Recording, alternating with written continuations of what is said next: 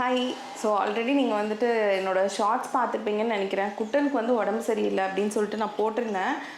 என்ன ஆச்சு அப்படின்னா, இந்த மாதிரி எனக்கு டெய்லியும் ட்ரிப்ஸ் இறக்க வேண்டியதாகிடுச்சுங்க. ஸோ இது வந்து உங்களுக்கு வேறு யாராச்சும் டாக் பேரண்ட்ஸ் இருக்கீங்க பார்க்குறீங்க அப்படின்னா, உங்கள் வீட்டில் நாய் வளர்த்துறீங்கன்னா கொஞ்சம் இன்ஃபர்மேஷனாக இருக்குமே அப்படிங்கிறதுக்காக தான் காட்டுறேன். இப்போ காலையில் நாங்கள் ட்ரிப்ஸ் இறக்கிறது தான் வந்திருக்கோம். நான் ட்ரிப்ஸ்லாம் போட்டு விட்டுட்டு அதுக்கப்புறம் நான் உங்களுக்கு வந்து சொல்கிறேன் என்னாச்சு, எதனால இந்த இதெல்லாம் ஆச்சுங்கிற இந்த ஸ்டோரியே சொல்கிறேன், பேக் ஸ்டோரி. வாங்க.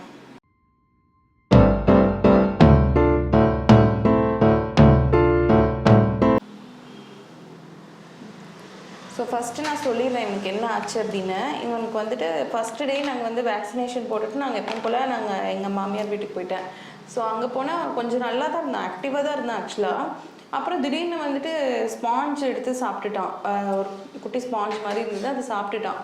இப்போ நாங்கள் என்ன நினச்சோம், அது சாப்பிட்டுட்டான். அப்புறம் நெக்ஸ்ட் டேவே வந்து வீட்டுக்கு போயிட்டோமா, அப்போ வாமிட் பண்ணான். சரி அந்த ஸ்பாஞ்ச் போய் அடைச்சிருச்சு போல்.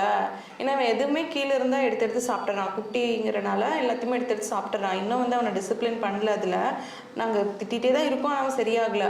சரி அதுதான் அடைச்சிருக்கு போல், அதுதான் வாமிட் பண்ணுறான். நான் அவனை திட்டிகிட்டே தான் இருக்கேன், இங்கே பாரு நீ இது சாப்பிட்டல, அதுதான் உனக்கு இப்படி ஆயிடுச்சுன்னு. பார்த்தா லூஸ் மோஷனும் போனான். என்னடா லூஸ் மோஷன் போகிறான், வாமிட். அப்புறம் அந்த இதையும் வந்துட்டு வாமிட் பண்ணிட்டான், வெளியில் வந்துருச்சு. சரி இதோட முடிச்சிருவான் போல், இதனால தான் காலையிலேருந்து வாமிட் பண்ணிகிட்ருக்கான்னு நான் நினச்சிட்டேன். அப்புறம் கொஞ்ச நேரம் கழிச்சுட்டு மறுபடியும் வாமிட் பண்ணான். திருப்பியும் என்ன சாப்பிட்டாலும் சரி. அப்புறம் சாப்பிடவே இல்லை, எனக்கு வேண்டாம். அப்புறம் நான் வந்துட்டு கேட்டேன் டாக்டர்கிட்ட. அவங்க வந்து ஒரு மருந்து கொடுத்தாங்க. இவன் வந்துட்டு சாப்பிட்டா உடனே சரியாயிடுச்சு, அரெஸ்ட் ஆகிடுச்சு அப்போவே. சரி ஓகே அவ்வளோதான் முடிஞ்சது போல், நாளைக்கு நீ கொடுத்துக்கலாம் ஃபுட்டு, இன்றைக்கெலாம் கொடுக்க வேண்டாம், பாவம் வயிறு ஒரு மாதிரி இருக்கும்னு விட்டுட்டோம். தண்ணி மட்டும் குடிச்சிட்டு இருந்தான். நெக்ஸ்ட் டே பார்த்தா மறுபடியும் வாமிட் பண்ண ஆரம்பிச்சிட்டான். என்னடா மறுபடியும் வாமிட் பண்ணுறான் அப்படின்னு சொல்லிட்டு நான் மறுபடியும் அந்த அவங்க கொடுத்த மருந்தே வந்து கொடுத்து பார்த்தேன். ஆனால் அவன் கேட்குற மாதிரி இல்லை, திருப்பி திருப்பி வாமிட் பண்ணிக்கிட்டே இருந்தான். அப்புறம் எனக்கு ரொம்ப ஒரு மாதிரி என்ன இருக்கிறதும் வெளியே வந்துருச்சு, ஆனாலும் வாமிட் பண்ணிட்டே இருக்கானா அப்படின்னு சொல்லிட்டு நாங்கள் நேரில் விசிட் பண்ணோம். ஸோ நேரில் விசிட் பண்ணும்போது அவனுக்கு லூஸ் மோஷன் லைட்டாக வந்துட்டு இருந்தது, அண்ட் இதுவும் பண்ணிகிட்டு இருந்தான். அப்புறம் ஒரு மாதிரி ஓரமாக போய் உட்காந்துக்கிறது அந்த மாதிரியே பண்ணிகிட்டு இருந்தான். ஸோ அவங்க வந்து எங்ககிட்ட என்ன சொன்னாங்கன்னா, நீங்கள் இந்த மாதிரிலாம் பண்ணுங்கள் அப்படின்னு சொல்லிட்டாங்க. ஒரு 2 days பாருங்கள், அதுக்கப்புறம் நீங்கள் வந்து எப்படி பண்ணுறான், இது தண்ணி குடிக்கிறானா, இந்த டேப்லெட்லாம் இது பண்ணுங்கள் அப்படின்னு சொல்லி கொடுத்தாங்க. அப்புறம் நம்ம அதெல்லாமே கொடுத்தோம், ஆனாலுமே அரெஸ்ட் ஆகலை. சரி அதுக்கப்புறம் பின்னாடி வந்துட்டு பிளட் மாதிரி அவனுக்கு வந்து ரொம்ப லூஸ் மோஷன் போயிட்டே இருந்தான். ஒரு டைம் பிளட் மாதிரி லூஸ் மோஷனில் லைட்டாக வந்துச்சு. இப்போ சுத்தமாக பயந்துட்டேன், ஐயோ பிளட் வருது அப்படின்னு சொல்லிட்டு. எனக்கு நீங்கள் ஃபஸ்ட் டைம் வந்துட்டு நீங்கள் உங்கள் குட்டியை இந்த மாதிரி பார்க்குறீங்கன்னா நீங்களுமே உங்களுக்கு கஷ்டமாயிடும், ஐயோ என்னாச்சுன்னு தெரியல அப்படின்னு.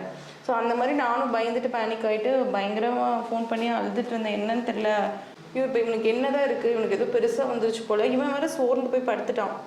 திடீர்னு இழைச்ச மாதிரி இருக்கான், சாப்பிட மாட்டேங்கிறான், தண்ணி பக்கத்தில் வச்சா கூட குடிக்கல. நான் என்னடா இப்படி பண்ணுறான்ட்டு அப்புறம் திருப்பி இவங்கக்கிட்ட கேட்டப்போ சரி இது போட்டுக்கலாம், ட்ரிப்ஸ் இறக்கிக்கலாம் அப்படின்னு சொன்னாங்க. சரி ட்ரிப்ஸ் இறக்குறதுக்கு அதுக்கப்புறம் இங்கே வந்து ஒரு டைம் ட்ரிப்ஸ் இறக்கிட்டு என்ன ஏதுன்னு பார்த்துட்டு போனதுக்கப்புறம் தான் சொன்னாங்க, இந்த மாதிரி ஒரு வைரஸ் வந்திருக்குங்க, நியூவாக ஸ்ட்ரெயின் வந்திருக்கு. ஸோ அது ரொம்பலாம் வந்துட்டு நீங்கள் பயப்பட வேண்டாம், ஒரு 1 week இந்த மாதிரி தான் இருக்கும், 4 days 5 days இப்படி இருக்கும். நீங்கள் அதுக்குள்ளே அவனுக்கு சப்போர்ட்டிவாக அந்த ட்ரிப்ஸ் எல்லாம் இறக்கி நம்ம பார்த்தோம்னாலே இன்ஜெக்ஷன்ஸ் எல்லாம் போட்டால் சரியாயிடும் அப்படின்னாங்க. இன்றைக்கி வந்து ஹி இஸ் ஆல்மோஸ்ட் ஓகே. நேற்று தண்ணி குடிச்சிட்டான். ஏன்னா நான் 3 நாளாக வந்து தண்ணி கூட குடிக்கல, பச்சை தண்ணி கூட வாயில் வைக்கல. இன்றைக்கி வந்து குடிச்சிட்டான். எனக்கு அதுவே எனக்கு நிம்மதியாக இருக்குது, குடிச்சு வாமிட்டும் பண்ணல. ஸோ இன்றைக்கி வந்து ஃபுட்டு கொடுக்கலான்னு சொல்லியிருக்காங்க. நான் வந்து இந்த சூப் மாதிரி ஒன்று சிக்கன் சூப் கொடுக்க சொன்னாங்க, இன்றைக்கி அது கொடுக்கணும். ஸோ நம்ம டாக்டர்கிட்டே எனக்கு தெரியல சிம்டம்ஸ் எல்லாம் அவங்க எப்படி கண்டுபிடிச்சாங்கன்னு. ஒரு வேளை உங்களுக்கு அது யூஸ்ஃபுல்லாக இருக்கலாம், அதனால் நான் டாக்டர்கிட்டயே வந்துட்டு கேட்டு உங்களுக்கு சொல்கிறேன், பார்த்துக்கலாம். இப்போ வந்து ஆல்மோஸ்ட் 4-5 days ஆச்சு மேங்கோ ட்ரீட்மெண்ட் ஆரம்பிச்சு. இன்றைக்கி தான் ஓரளவுக்கு இம்ப்ரூவ்மெண்ட் இருக்குது. ஸோ நீங்கள் வந்து ஃப்ரஸ்ட்ரேட் ஆக வேண்டாம். சப்போஸ் உங்கள் பெட்டுக்கும் அந்த மாதிரி ஆயிடுச்சுன்னா ஒரு நாள் 2 நாளே என்னடா ரெஸ்பான்ஸ் இருக்க மாட்டேங்குது அப்படின்னு சொல்லிட்டு நீங்கள் ஹோப் விடக்கூடாது. ஸோ நம்ம என்ன தான் ட்ரீட்மெண்ட் பண்ணாலும் நீங்கள் எந்தளவுக்கு கான்ஃபிடென்ட்டாக வந்து இருக்கீங்களோ, எந்தளவுக்கு நீங்கள் கேர் பண்ணுறீங்க, கொடுக்குற ட்ரீட்மெண்ட் வந்து 50%னாலும் நீங்கள் எவ்வளோ பார்த்துக்கிறீங்க, எந்தளவுக்கு கேரிங்காக இருக்கீங்களோ அதுதான் 50%. ஸோ நீங்கள் பாசிட்டிவாக இருக்கும்போது தான் பெட்ஸும் வந்து ஓகே பரவாயில்ல சரியாயிடும் அப்படின்னு அந்த ஒரு கான்ஃபிடென்ட் வரும். ஸோ அது மாதிரி வந்து நீங்கள் எந்தளவுக்கு சப்போர்ட் பண்ணுறீங்களோ அந்தளவுக்கு சீக்கிரம் ரெக்கவர் ஆயிரும். 4-5 days 6 days ஈவன் 7 days கூட ஆகும்.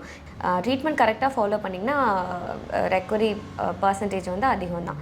ஸோ நீங்கள் வந்து கான்ஃபிடென்ட்டாக இருக்கணும். அண்ட் ஃபர்ஸ்ட்டு வந்து சாப்பாடை கொடுக்கும் போது தண்ணி மட்டும் ஃபஸ்ட்டு கொடுக்க சொன்னீங்க.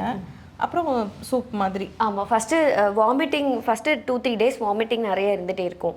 ஸோ வாமிட்டிங் ஸ்டாப் ஆனதுக்கப்புறமா ஃபுல்லாக வாமிட்டிங்கே இல்லை. ஈவன் நம்ம ஓரலாக எதுவுமே கொடுக்கலனாலும் ஃபஸ்ட்டு 2-3 டேஸ் நம்ம போடுற ட்ரிப்ஸ்க்கே வாமிட்டிங் இருக்கும்.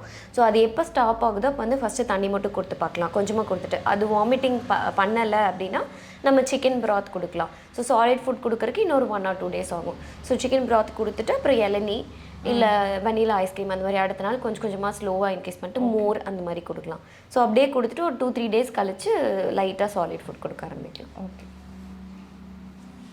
ஸோ இதை வந்து நீங்கள் இதை பார்த்துட்டு இதேவே ஃபாலோ பண்ணிட்டு இருக்காதீங்க. ஆனால் டாக்டர்கிட்ட இந்த மாதிரி ஆச்சுன்னா இமீடியட்டாக கூப்பிட்டு போங்க. ஏன்னா அவங்க வந்து இதெல்லாம் கொடுப்பாங்க, ட்ரிப்ஸ் போடுறது கண்டிப்பாக அவசியம் இதுக்கு. ஸோ நீங்கள் வந்து இந்த மாதிரி ஆச்சுன்னா கண்டிப்பாக போய் டாக்டரை உடனே பார்த்துருங்க. இமீடியட்டாக பார்த்து சீக்கிரமாக நம்ம கண்டுபிடிச்சிட்டோம் அப்படின்னா நல்லா பார்க்க ஆரம்பிச்சிடலாம்.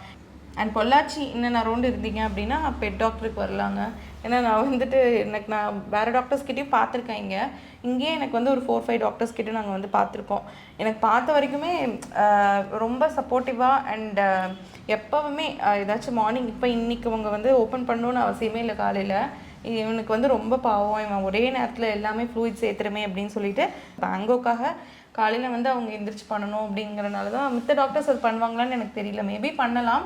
பட் நாங்கள் பார்த்த டாக்டர்ஸ் யாரும் அந்த மாதிரி இல்லை, டைம் இல்லை நாங்கள் போகிறோம் அப்படின்னு சொல்லிட்டு போயிடுவாங்க. பட் இவங்க வந்து அதுக்காக நேரமாக எழுந்திரிச்சு அந்த மெனக்கெட்டு அந்த லவ் ஃபார் அனிமல்ஸ் வந்து இவங்களுக்கு கொஞ்சம் அதிகமாக இருக்குது.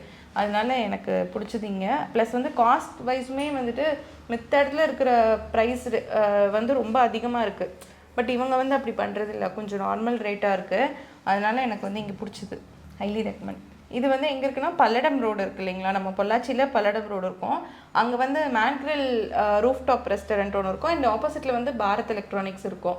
ஸோ அந்த இடத்துல தான் வந்து பெட் டாக்டர் அப்படின்னு சொல்லிட்டு போர்டே இருக்கும் வெளியில். ஸோ உங்களுக்கு ஈஸியாக தான் இருக்கும். அங்கேயே நம்பரும் கொடுத்துருப்பாங்க. சப்போஸ் க்ளோஸ் ஆகிருக்கு, நீங்கள் மதியம் வரீங்கன்னா நம்பர் நோட் பண்ணிட்டு போயிட்டு கூட நீங்கள் கால் பண்ணிக்கலாம்.